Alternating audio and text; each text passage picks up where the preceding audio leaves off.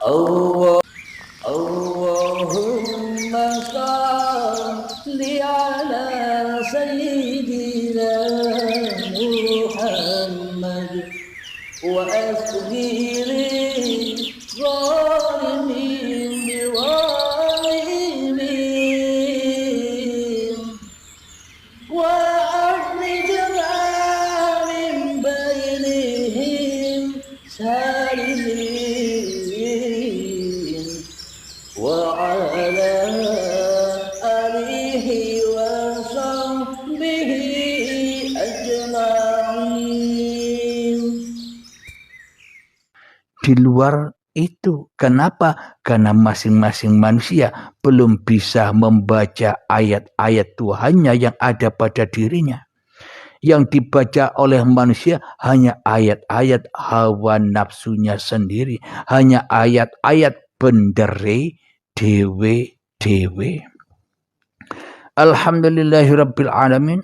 Kita baca surat An-Nas. A'udzu billahi minasy syaithanir rajim. Bismillahirrahmanirrahim. Qul a'udzu birabbin nas. Katakanlah, aku berlindung kepada Tuhannya manusia. Jadi Allah perintahkan kepada Kanjeng Nabi Muhammad dan Allah perintahkan kepada seluruh makhluknya yang bernama bangsa manusia ini. Ayo katakanlah di dalam hatimu. Ini perintah yang wajib kita ikuti. Akan tetapi selama ini kita mengatakan hanya manusia yang bisa melindungi manusia. Kita selama ini mengatakan di dalam dada kita hanya Abdul Halim yang bisa melindungi Abdul Halim. Hanya Abdul Halim yang bisa mengayomi Abdul Halim. Hanya Abdul Halim yang bisa menyelamatkan Abdul Halim. Itu kan yang terjadi pada diri kita masing-masing selama ini. Karena seolah-olah kita yang berkuasa atas diri kita sendiri. Mana mungkin kita dikatakan berlindung kepada Tuhannya manusia. Sementara di dalam dada kita, kita yang berkedudukan menjadi Tuhan selama ini. Maka batallah ayat ini bagi hawa nafsu.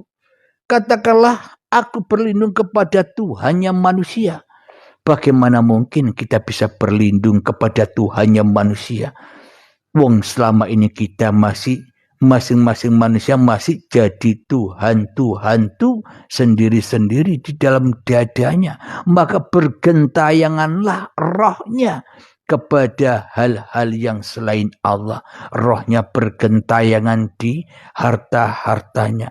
Rohnya bergentayangan di amal-amalnya. Rohnya bergentayangan di solat-solatnya. Seolah-olah solatnya sudah benar.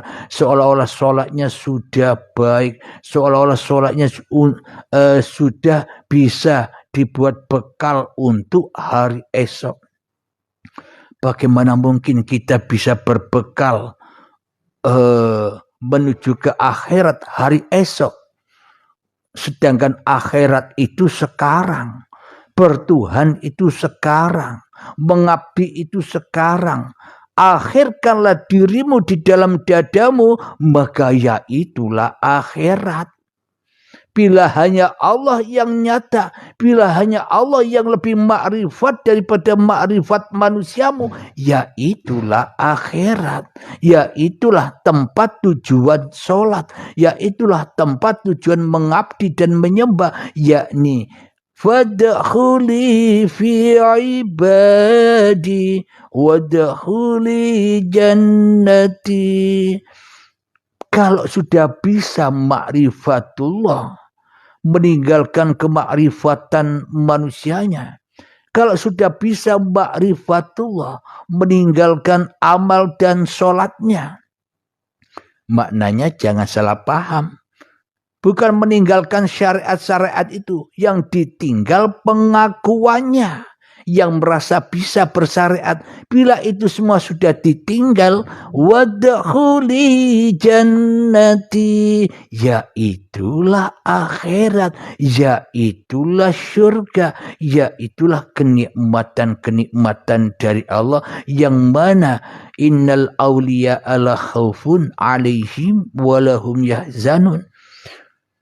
Kekasih Allah tidak akan pernah takut dan bersedih hatinya. Kenapa? Karena selalu dan selalu dijaga, dipelihara, dicukupi, dikasih sayangi oleh Tuhannya. Maka di dalamnya mung enjoy saja. Di dalam surga sudah tidak ada syariat lagi, yang ada hanya syariatullah. Tidak ada kodok dan kodar bagi manusia lagi, tidak ada kebaikan dan keburukan lagi, yang ada mung kodok kodarnya Allah. Bila Allah yang sudah berkuasa bagi manusianya, ya bebaslah manusianya dari hukum-hukum syariatnya. Kenapa? Karena manusianya sudah di dalam surganya Allah. Malikin nas, ayat selanjutnya, raja manusia. Raja manusia itu maknanya manusianya itu ibarat boneka yang digerakkan oleh yang punya boneka. Akan tetapi selama ini manusia sebagai boneka seolah-olah bisa berjalan-jalan sendiri. Boneka merasa bisa sholat-sholat sendiri. Boneka merasa bisa bekerja sendiri. Boneka merasa sudah jadi Tuhan atas pergerakannya. Jadi yang dituhankan bukan yang punya boneka, tapi yang dituhankan bonekanya. Badan-badan inilah togut-togutnya seluruh manusia, termasuk saya. Selama ini aku mentuhankan badan-badanku karena badanku bisa ngapa-ngapain. Aku mentuhankan badanku karena badanku bisa sholat sendiri tanpa Tuhan. Aku mentuhankan badanku karena badanku bisa duduk sendiri tanpa Tuhan. Aku mentuhankan badanku karena badanku bisa bekerja sendiri tanpa Tuhan. Inilah manusia yang mentuhankan togut-togut ini. Yang mentuhankan Ka'bahnya manusianya, sehingga manusianya yang ada, yang berkuasa di dalam Baitun-Nas ini, di dalam hati ini rajanya masih hawa nafsunya. Maka najislah Baitullah ini, maka tersingkaplah emas yang di dalam Baitullah ini tersingkap dengan satir hitam. Apa satir hitam itu? Emas yang terbungkus satir hitam, yakni manusia yang terbelenggu, terhijab akan kekuasaan Tuhannya. Inilah yang di video biasanya di awal pengajian ada emas yang terbungkus kain hitam, ada Ka'bah yang terbungkus kain hitam. Maknanya kekuasaan Allah terbungkus kekuasaan manusianya. Esanya Allah terbungkus dengan keesaan manusianya di dalam hatinya. Maka tersatirlah, maka gelaplah, maka hitamlah hati manusia, keras melebihi kerasnya batu. Karena semuanya hanya sia-sia saja yang berlaku atas manusianya bila manusianya masih belum ma'rifatullah. Maknanya ma'rifatullah itu apa sih?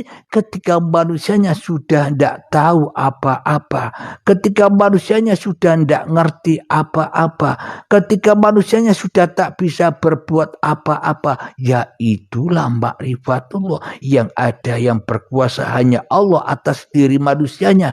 La haula wala quwata illa billah. Itu yang lebih penting daripada apapun di alam ini. Ketika sudah ma'rifatullah yang seperti itu, itulah tujuan sholat. Itulah tujuan ibadah. Itulah tujuan mengabdi, yakni ketemu dengan amal yang soleh. Aqimis sholata lidzikri. Amal yang soleh itu amal yang bagaimana? Amal yang suci murni dari amal perbuatan manusianya, yang ada, yang berkuasa hanya Allah sebagai pencipta manusianya. Inilah yang dimaksud ma'rifatullah. Ma'rifatullah, manusianya wajib meninggalkan seluruh makrifat yang diketahuinya. Wajib meninggalkan hawa nafsunya, wajib murtad kepada hawa nafsunya. Maka manusia akan ma'rifatullah, kembali kepada Allah. Kita lanjutkan. Ilahin nas, sembahan manusia. Manusia selama ini hanya menyembah dirinya, tidak menyembah siapa yang menciptakan dirinya. Maka manusia selama ini tersesat dari jalan Tuhannya. Kenapa? Karena manusia merasa makrifat daripada Tuhannya. Manusia merasa tahu dirinya dan merasa tahu Tuhan. Padahal yang diketahuinya hanya bayang-bayang imajinasinya sendiri-sendiri saja. Kita lanjutkan. Min syarril waswasil khannas. Dari kejahatan bisikan setan yang bersembunyi. Dari kejahatan bisikan setan yang bersembunyi apa? Kejahatan ini loh. Hawa nafsu yang selama ini memutuskan tali hablum minallahnya menjadi hablum minannas saja. Tidak terhubung, inilah bisikan-bisikan setan itu yang mengutus manusia. Hei manusia, sebenarnya kamu lebih wujud daripada Allah. Sebenarnya kamu lebih hidup daripada Allah. Sebenarnya kamu lebih berkuasa daripada Allah. Inilah bisikan-bisikan iblis dan setan itu untuk menyesatkan jalan manusia supaya manusianya jauh dari Allah. Iblis perintah sholat, ayolah sholat agar kamu dikatakan orang-orang beriman. Ayolah sholat agar kamu dikatakan orang-orang yang ahli ibadah. Ayolah sholat nanti kau dapat pahala. Ayolah sholat nanti kau dapat surga. Inilah bisikan-bisikan setan yang menyesatkan manusia daripada Tuhannya, sehingga manusia buta akan Tuhannya, dan sehingga manusia hanya berharap-harap pada tauhid itu. Apa tauhidnya? Agar dikatakan ahli ibadah. Apa tauhidnya? Apa berhalanya? Agar dikatakan sebagai orang yang beriman. Apa tauhidnya? Agar mendapatkan pahala. Apa tauhidnya? Agar masuk surga. Apa tauhidnya? Itulah yang selain Allah. Itulah tauhid sesembahan manusia. Itulah yang membisikkan di dalam hati kita, ternyata diri kita sendirilah setan dan iblis itu, tapi kita tidak pernah tahu dengan diri kita, apalagi tahu Allah. Kepada diri kita sendiri saja tidak makrifat. Kepada diri kita saja tidak tahu siapa diri kita. Man arafa nafsahu, barang siapa tahu, mengenal siapa diri manusia ini, faqad arafa rabbahu, maka ia akan mengenal Tuhannya. Tahu dan mengenal yang bagaimana? Ya yang ada di paparan uripe Allah ini.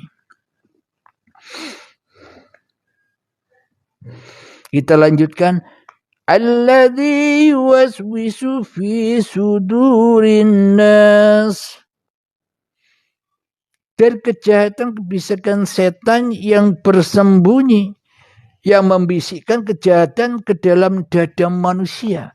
Yang membisikkan kejahatan di dalam dada manusia itu apa? Jahat kepada Allah. Manusia tidak percaya bahwa kewujudannya ini karena kewujudan Allah. Manusia tidak yakin dan tidak beriman dan tidak percaya bahwa hidup yang selama ini diaku-akuinya sebagai hidupnya inilah uripe Allah.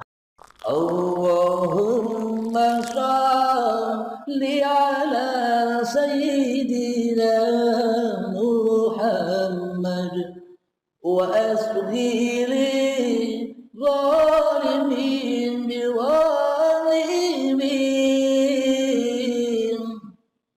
wa akhrijna min bainihim